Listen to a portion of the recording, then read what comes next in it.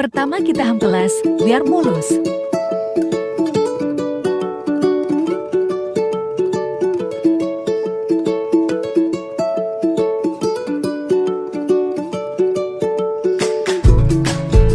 Langkah berikutnya, pewarnaan patung.